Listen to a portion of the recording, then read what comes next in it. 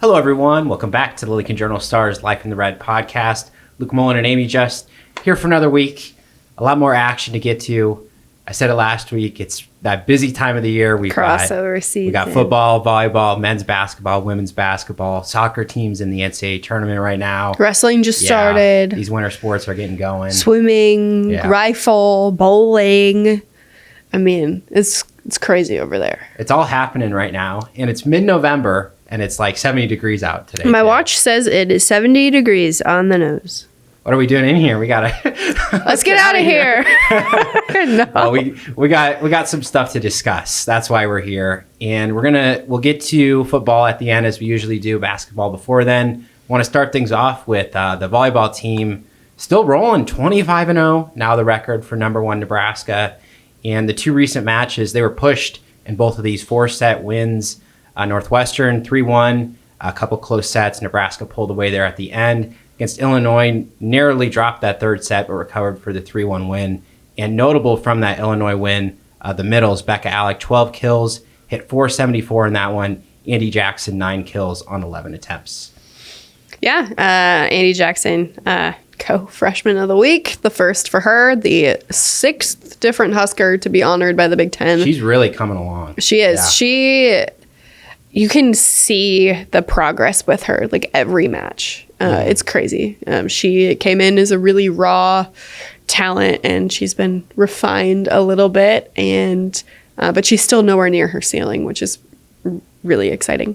Yeah, very, very soon into her career. A lot more matches to come, but also from that Illinois win, a great hustle play from Lainey Choboy going after, the volleyball is in the air. She's going diving into the stands, even made Sports Center. She did. Number one on an NFL Sunday. It's pretty impressive because if the crew at ESPN knew just how hard those were, like volleyball would be on the top 10 all the time. Right, yeah. Like probably half of those plays would be volleyball just because you see crazy things like that. Not all the time, but but the effort that goes into something like that, it's crazy. Yeah, and for her to do that on an NFL Sunday is wild. Yeah, great spotlight. And probably, to your point, probably there are a ton of great volleyball plays that just weren't televised, So the fact that, it's recorded, like full glory, you get like the different camera angles on it. I mean, it was a great one heck of a play. And what stands out, it's shout out to Nebraska effort. Public Media too on that one with all the camera angles because that was a NPM game as well. So 100% effort from her. Big play, got the crowd going, inspired a nice column too. Yeah, oh yeah, no, she's great. And the fact that she's like that in practice too, because she told me that she broke off like 3 of her acrylic nails like earlier that week in practice when she was going for like a loose ball. I'm like, girl, what? Got one of those motors that never stops running. Huh? Yeah, I asked her where it came from, and she doesn't really know. She's always been like that. Yeah, well, you need some players like that out there on the court, and Choboy definitely brings a lot of that energy, fire to the team. But looking forward, now that they're 25-0, only 2 weeks of action left. Last home game of the regular season, 8 p.m. at the Devaney Friday night. Michigan will be coming to town. Nebraska going on the road to Iowa Sunday afternoon, and then finishing up the regular season on the road the next week after that. So 2 important matches coming up. Obviously, Wisconsin after that is big, but they definitely can't overlook these 2 teams this week. No, and what's good for Nebraska is that with Wisconsin losing at Penn State last week, that gives Nebraska a little bit of wiggle room, but they don't want to have to need it. They want to continue to widen the gap. Yeah, that's right. What I wonder too is having those 4-set matches, you get to this point in the year, these multi-match weeks, does fatigue set in a little bit, just the season add up a little bit at this point? A little, but it was more so like a couple weeks ago when you get into like the rut of it. Yeah. When you have been through a lot, but then there's still so much more to go. Yeah. So on the tail end of things, now, again, playing Michigan at home Friday night. But want to talk about, not just with volleyball, with a couple other sports too, signing day for some non-football sports just happened. And for the Nebraska volleyball team, they signed 2 2024 recruits outside hitter Skylar Pierce, 6'2" prospect, ranked number 4 in her class, and a local product as well, Bennington libero Olivia Mock. She's number 16 nationally. So just the 2-player class, but as you'd expect, obviously 2 very highly sought after nationally ranked prospects. Yeah, they did a really great job again getting really, really talented players. You would imagine that Olivia could potentially, be next in line after Lexi Rodriguez leaves, but she still has another year. But yeah, it's going to be really interesting to see the roster construction moving forward because Nebraska doesn't have any seniors as it currently stands, and they're at max. So it's going to be, they're over max actually, with Maggie Mendelson's scholarship being for basketball. So it's going to be really interesting to see how that all factors into things this summer. Yeah, and that was also a big reason why former 2024 commit Aiden Ames, middle blocker, she flipped to Texas shortly before signing day. Obviously, going to compete for national championships there too. So a great program for her to go to, but definitely you'd have to think, the roster crunch, playing time, that's such a big factor in building these recruiting classes, even when, some of those relationships are built, a year or two ahead of time, but then once you get closer to signing day, you really got to figure out those numbers. Yeah, absolutely. And look, it makes total sense that Aiden decided to look elsewhere. You look at the middles that Nebraska has, and they're all really young. So that would be really tough, I think, to try to figure that one out. Absolutely. So the two-player class for Nebraska volleyball, and we're going to get into some of the results for women's basketball too, but 3 players signing to the women's basketball program. Lincoln Southwest, Kennedy Williams, Elkhorn North, Britt Prince, and Amaya Hargrove, a guard from Christopher, Illinois. So 3-guard class coming in. We talked about Britt and Kennedy a little bit last week, but just for, the state of the Nebraska women's basketball program right now, it's a really, really good recruiting class coming in. Yeah. This is the best recruiting class that Amy Williams has put together here. It's the best one that's come through in a long time. I'm really excited to see how they all kind of work together, how much they're on the floor together, what that'll look like, especially early. But yeah, just based on paper right now, these 3 are going to have really, really big roles for Nebraska as they go through their careers. Yeah, veteran guards on the team right now. They'll be able to be that future, of course, coming in next year. And Kennedy Williams, by the way, also joining the softball team. So that will be a good experience for her, 2-sport athlete, getting that experience just like Maggie Mendelson. So a couple women's basketball players there, multi-sport athletes. But undefeated start continues, just like obviously the volleyball team is very, very far into an undefeated season. But undefeated season so far, women's basketball, men's basketball, taking care of business early in their schedule. And for women's basketball team, went on the road, beat Wyoming team 71-52. Alexis Markowski, one of the standout performers there. 17 points, 13 rebounds, double-double, shot 7 for 11 from the field. Yeah, she's incredible. She's pretty good, huh? Yeah, she's incredible. She was recognized by the Big Ten this week. So they're doing something a little different this year. They call it like the honor roll. So like kind of like honorable mention, I guess.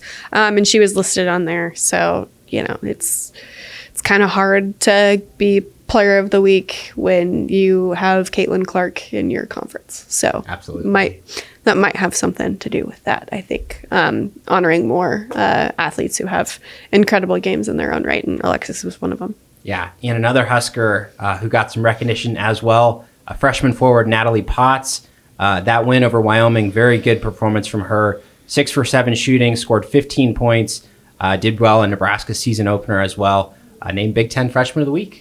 Good start for her. Starting off strong. Yeah. How about that? Yeah. Gonna be tough to replicate that one. But definitely, she's gotten plenty of playing time. She's a big part of that rotation. So she will have that opportunity going forward. Again, 2-0 start for the women's basketball team. And they play again tonight. Yep. Host Alcorn State, and then the really big matchup coming up, Creighton on Sunday. Yeah, that one's going to be a tough one. Yeah. wish I could be there, but we will be coming back from a football game. I know. I was looking at all these different events that I will be missing this weekend. Yeah. A very, very unhappy Amy watching some stuff on TV, huh? Alas, I wish I could be in multiple places at once, because then I'd be, at volleyball this weekend and men's and women's basketball this weekend and soccer this weekend, and we move on. Yep. So for the men's basketball team, they've gotten one more game in so far. 3-0 start for them. This last week, wins over Florida A&M and Rider. 81-54, they beat Florida A&M. Rink Mass, pretty dominant in that one. 20 points, 16 boards. Nebraska just recently got a little bit more of a test from Rider. 64-50 was the final of that one, defensive contest. But Rink Mass, gosh, he's been so impactful. Another double-double there. Josiah Alec, also really good game in the post there against Rider. They needed it. Rider was a lot more physical than I think that they expected them to be. Nebraska looked really, really uncomfortable, especially early in the first half against Rider's defense. They're big, they're physical. They've got some transfers from Power 5 programs playing there. But yeah, they figured out a way to get it done. But yeah, no, it wasn't pretty early, that's for sure. Yeah, not Nebraska's best shooting performance, but just every time that I see a little bit, I'm just really impressed with Rink Mass. Like, obviously the double numbers, but the way that he just moves around there in the post, I mean, he draws so much attention from the defense too. Great defensive player. I mean, he's having a really good start. Oh yeah, absolutely. And he is playing very uncomfortable right now, because he is not shy to tell you that he hates the mask so much. There's hope that he could get it off this weekend, but not sure yet. Looks pretty cool though. He hates it. Yeah. Sorry, Rink. But also the big news from this Rider game, the return of Keisei Tominaga. Had missed those first two, recovering from that ankle injury. Goes 3 of 11 from 3-point range, but definitely pretty rusty. Had a long stretch of misses before he finally got those shots to fall a little bit. Yeah. He missed his first and then made his second, and then did not make another shot until after I left with my migraine. So but he was still shooting. Like, he wasn't shying away from it. And they were good looks too. They just weren't falling. Yeah. So really, really encouraging to see him back out there, and great for the Nebraska offense too, to get him into the flow of things. Again, continue developing all that different chemistry, which of course they'll look to put to the test. Right back to it. Huskers host Stony Brook on Wednesday. And then pretty big neutral site game going to Sioux Falls, South Dakota to play Oregon State on Saturday. Yeah, that game on Saturday is the only non-conference game they have away from PBA. It's the only one. They do not play a true road game until Big Ten play starts. And probably should be quite a few Husker fans at that one too. Yeah, no kidding. But yeah, no, should be an interesting week for them. Oregon State's a little down this year, but still going to be a tough test for them, I think. Yep, absolutely. So 3-0 start. Again, 2 games coming up for the men's basketball team this week. And also for their signing day, 2 players, which was actually a little bit unexpected. Yes. 6'2" guard Nick Janowski out of Wisconsin, really good scorer. He'd been committed for a while, expected to sign, but the surprise was 6'7" forward Braden Frogger, local product here out of Lincoln Southwest, reclassifying up from 2025 to join Nebraska a year sooner. Yeah, that was really surprising to me. I think it was a surprise to a lot of people who really, really, really pay attention to high school basketball, but what a win for Nebraska. I think he's incredibly talented, and it's going to be exciting to get another local prospect because Nebraskans love their local guys. Absolutely, and the thing with Frager, too, that was interesting was Nebraska and Creighton offered him on the same day. He kind of had that summer recruiting boom, and pretty quickly, I think it seemed how it transpired that, committed to Nebraska and then, made that decision to reclassify up. And I think he's got great potential, good size, good athleticism, can shoot the three too. He's going to be a really good player, I think, in Hoiberg's offensive system. Yeah. And as much as Nebraska loves to have a local guy on the roster, they don't do it just for fun. Mm-hmm. If you're offering a scholarship to an in-state kid, it's for a reason. because they can play. Exactly. So that's the state for the Nebraska men's basketball team. Again, 2 players joining them in 2024. And real quick, before we get to football, got to give another shout out to the women's soccer team because began their NCAA tournament run with a 5-2 win over South Dakota State. Really good atmosphere in that one, huh? A lot of people showed up. Yeah, it was the second largest crowd in Hibner history. It's going to be hard to top the first one. But yeah, it was incredible. It was a little dicey early. South Dakota State took an early lead. Then Nebraska battled back. Then South Dakota State took another lead. And then it was just all Nebraska from there on out. And it's crazy because they are hosting again this weekend, which was not expected. It's not expected. So for that to have happened, Nebraska needed several things to go their way. Number one, they needed to win first. And then they needed UCLA, the number 1 seed, to lose. And they lost. UC Irvine beat them with like a goal in like the 88th minute, something bananas like that. And then they also needed Xavier, the 4 seed, to lose, and Tennessee beat them. So Nebraska gets to host this weekend. They will play that Tennessee squad that upset Xavier.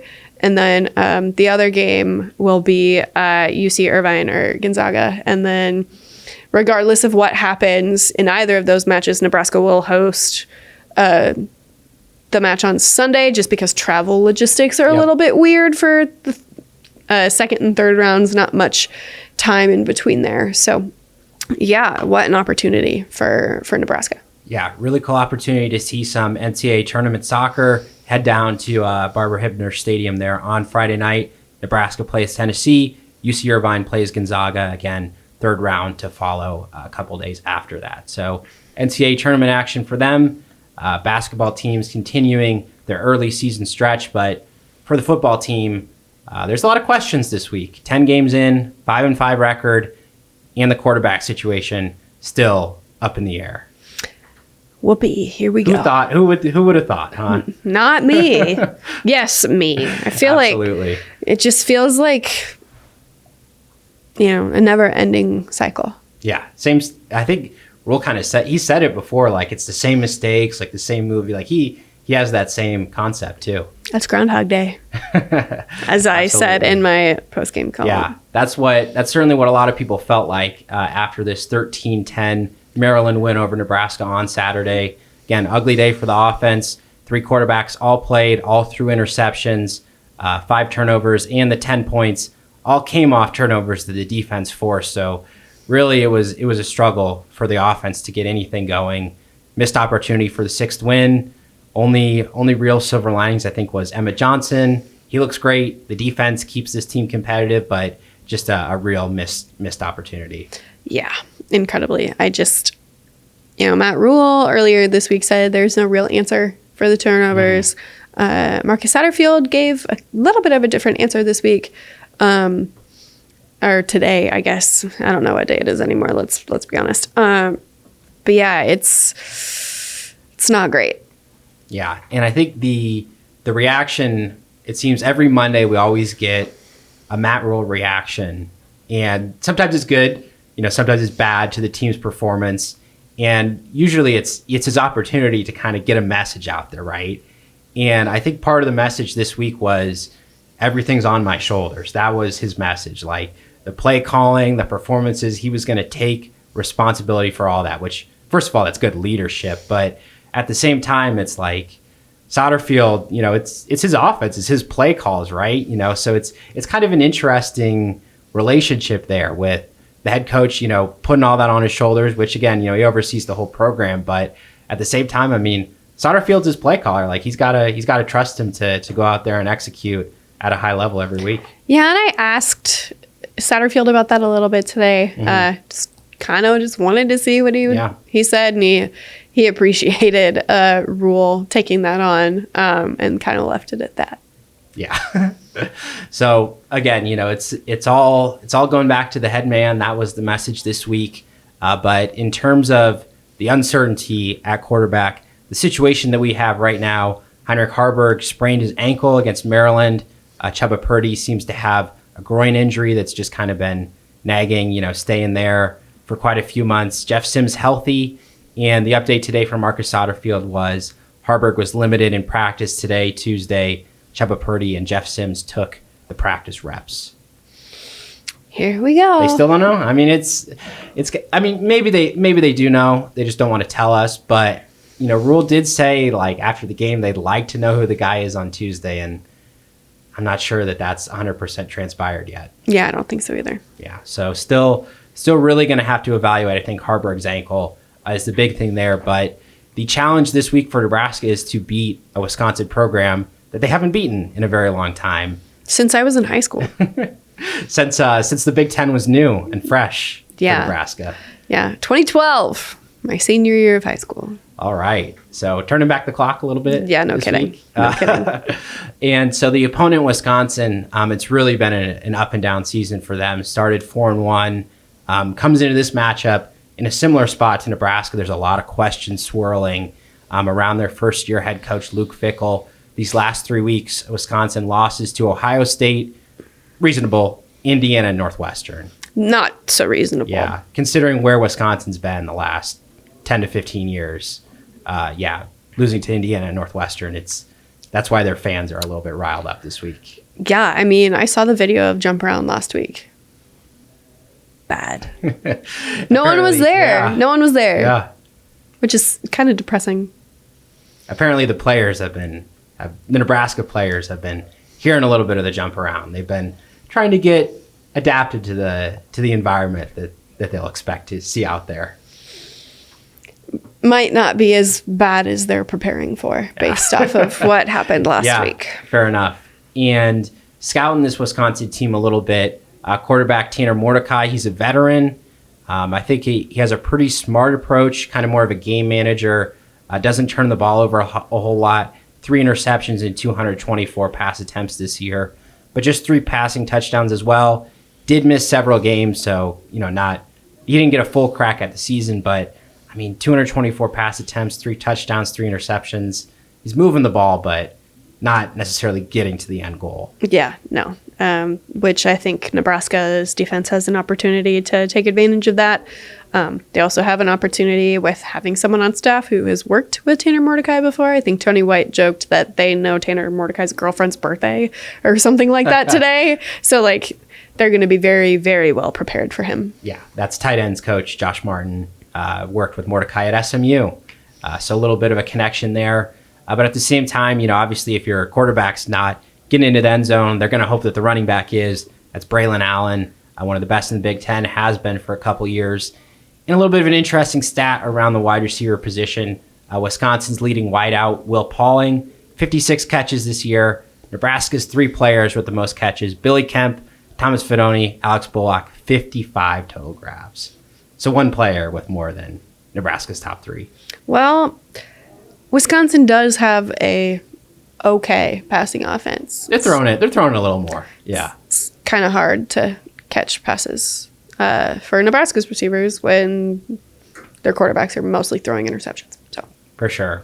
And it's just kind of interesting too because the new offensive system that they brought in there, that's kind of a topic of discussion amongst these Wisconsin fans. Like, is it really working? And these last 3 weeks, especially, it hasn't, because they've been 10-point scoring outputs these last 3 weeks for Wisconsin. Yeah, well, I kind of envision something similar to that this week for them, but we'll get into that in a little bit.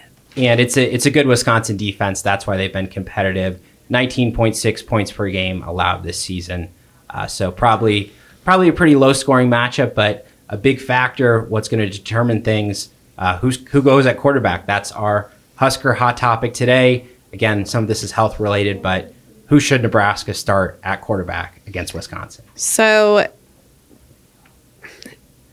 if Heinrich can't go, Chuba. Period. I don't think that Nebraska...